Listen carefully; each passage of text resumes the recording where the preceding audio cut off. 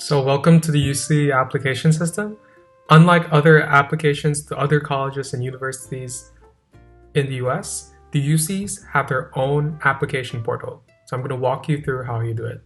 When you apply to the UCs, you have to make sure that you apply to more than one. This is a lot of time, separate information, separate effort that you're going to be doing to apply to a different set of schools. So you're going to want to apply to many of the UCs instead of just one. So the first step is to actually create an account and register.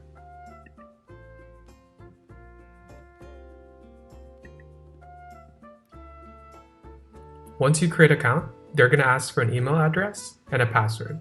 Choose an email address that you'll be checking regularly. So now, once you've registered and created your own profile, the second step you're going to do is to put in your personal information.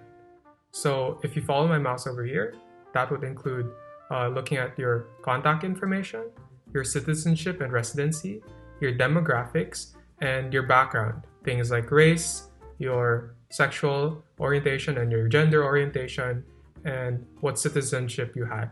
So if you're a Filipino born in the Philippines and you don't have a US passport, you would say that you have a Philippine citizenship and that you're going to be applying for an F1 visa.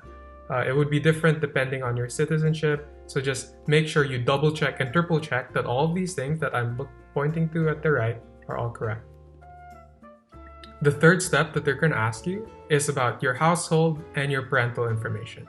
So they're going to ask things like your parents' income, the jobs that they had, whether or not they went to college, or what type of education they even had. So make sure that while you're filling up your household and parent information, that your parents are right beside you so you can ask them anything that might come up. The next step in applying for the UCs is to input your grade information within the UC app. So when you input your grade information, the difference from the common app is that you're not having your guidance counselor input it on the side. Instead, you will need to have a copy of your own grades and input it into the app directly. So make sure that you have already a transcript of your own grades ready when applying for the UCs. If your grades aren't an AP or IB equivalent, then you'll have to talk to your counselor about the way to convert whatever grade system you have to something the US schools will understand. So just like the Common App, you're going to have to input your awards and activities inside the UC application system. The word count for this is a little longer, so you're going to have to modify whatever you described in your Common App to fit the UC word limit.